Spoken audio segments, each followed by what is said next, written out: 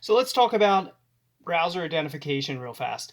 Let's talk about a relatively new unique identifier called scheme flooding. So as you know at the top, you see HTTPS : and that means you're using Hypertext Transfer Protocol Secure, which is basically secured HTTP with encryption. Well, you can also have XMPP, say you use Dino Messenger.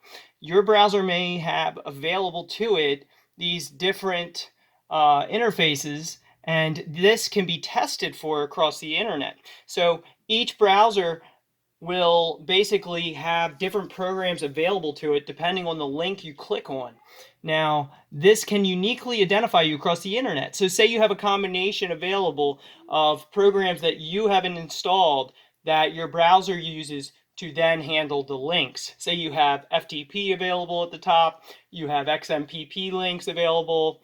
That would uniquely identify you more than somebody who looked like everyone else. And that's the whole purpose in the Tor browser. So first, let's take a look at Librewolf and see what, applications may have created a unique identifier.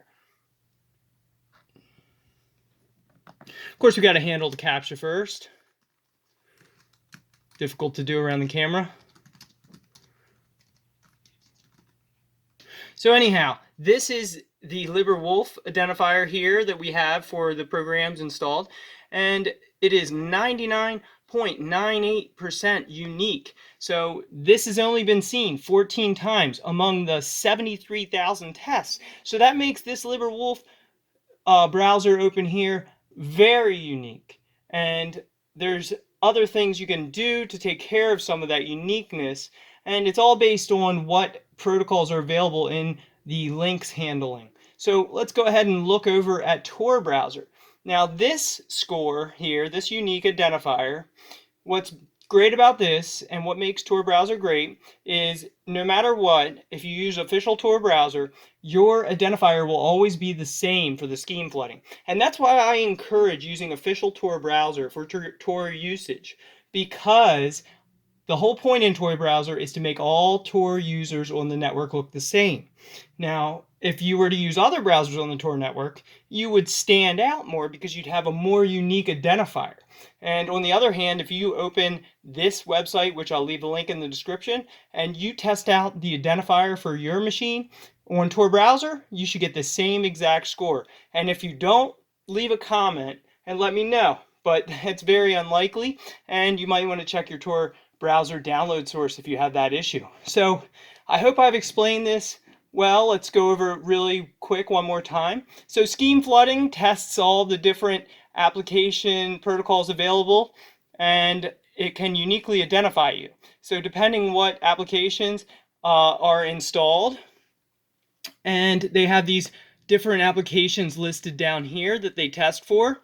And so depending how your browser handles that, and if it's available to it, it will add another piece of your unique DNA of your browser, what makes it unique based on the applications you have. So it tests for all of this, and Tor browser will not change its unique identifier, which is unique to the Tor browser, but you're mixed in with millions of other Tor users. And so when you're coming from a Tor IP, you really want everyone to look the same because you're already identified as a Tor user by the IP address alone on the exit node. So keep this in mind. I wanted to go over scheme flooding while I was already doing a video. So I hope you found this helpful. If you have questions or comments, please leave them below. And if you want to support stuff like this, you can go to buymeacoffee.com/politictech/posts for the public blog, and I have everything organized by category over there. So if you want to learn more about privacy and security, Linux, feel free to check out the public blog over there, and there's also options to support everything. So appreciate it. Make sure to share, like the video, comment, and subscribe, and I'll be back later with more on how to protect your privacy.